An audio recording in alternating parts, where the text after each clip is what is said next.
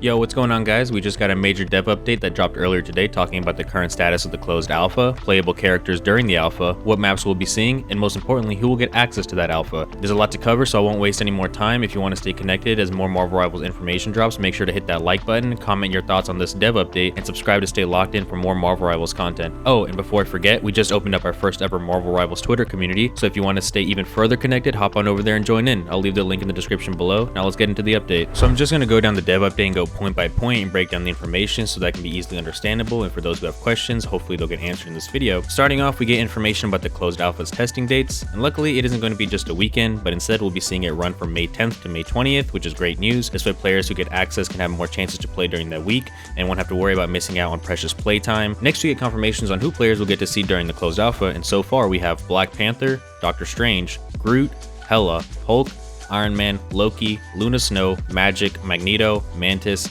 Namor, Penny Parker, Punisher, Rocket Raccoon, Star-Lord, Storm, Scarlet Witch, and Spider-Man. This is great news because that way players will be able to test out every character, see who they like and don't like, but more importantly, this will give the dev team important data as to which characters have higher pick rates than others and for what reasons. It's a stress test to see how players are not only interacting with certain characters, but also how those characters are working within the game so that they can assess how to balance the game for the future. Now we get confirmation on the game modes we'll be seeing as well. We gotta look at some of these game modes during trailers, but here we have Convoy, Domination, and Convergence, and I'll get to the maps where I think each of these game modes will take place. Convoy is a chariot style game mode we saw during the announcement where one team is trying to push the objective to certain points around the map versus the other team is trying to hold them back, and here is where Yggdrasil Path will be played. Next we get Domination, which is a zone capture mode on Yggdrasil Royal Palace. This is where we saw Spider-Man use his ultimate on everyone in that one palace lobby area, and also where Rocket and Groot's team up activation sequence happens in that outdoor area of the palace. Lastly, we get Convergence, which I don't believe we've seen in any of the trailers, and this will take place in Tokyo 2099's Shin Shibuya. This is really exciting because we haven't really gotten any details on Tokyo 2099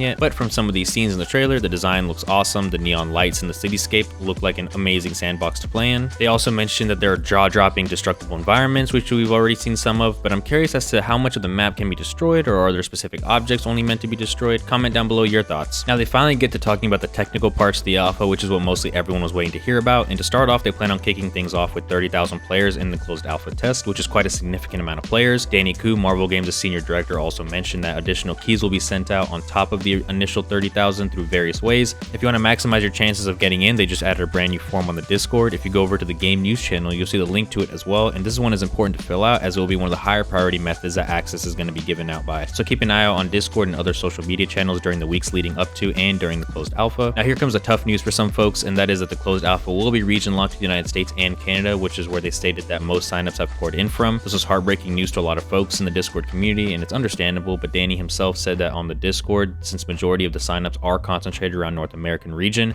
the initial batch of 30k, which the dev team increased the limit by a lot, is to ease the time zone differences on the testing and matching so the team can get compelling feedback and also provide server maintenance daily in a set schedule to ensure everyone has a good time. As for the recommended system requirements, they're listed as having Windows 10 operating system, an Intel Core i5 or AMD Ryzen 5 processor, 16 gigs of memory, an NVIDIA GeForce RTX 2060 Super or AMD RX 5700 XT as your graphics card, DirectX 12, and at least 70 gigs of SSD storage space for the game. And these specs are important to note because they state in the update that players who are randomly selected are from the pool of players who meet the recommended system specs to join the test. So if you are someone who meets these requirements or better, then there's a chance you could be one of the lucky players who gets invited. Also to note, for those who aren't super adept with mouse and keyboard, they will be providing controller support for the game, so that will be good news for those who may have accessibility issues. Now to answer another question, does this mean we can see the game coming to consoles? And I have two answers. One is officially there hasn't been any word on the console release yet, but the other unofficial answer is that there have been data mines showing on Marvel Rivals' website that console ports will be coming, and with the idea of there being controller support on this game at this stage, it isn't far-fetched to believe that they have a multi-platform release already planned. There also is not a mention of whether or not the game will be NDA'd, so if there isn't, then at least there'll be great news for players who didn't get in to at least watch gameplay content. Oh, and if that ends up being the case, subscribe to the channel as I'll be making sure I get out as much content as I can if I get in. Lastly, they also mentioned in their dev blog that this closed alpha test is not pay to win, which is great news to hear, so everyone gets a fair shake when playing the game, and there isn't any advantage to those who play the alpha, those who don't get to play in the alpha, or those who may play in later tests of the game. As for my final thoughts, I think this is a great update overall. There have been a growing number of questions over the past few weeks about how this alpha will be conducted, who will get in, and what characters we'll see, etc. But they covered mostly everything pretty nicely. Now, how I feel about the access to the alpha, while I do understand the kind of outrage that happened when the news dropped, I get why Marvel Games is conducting the test the way they are,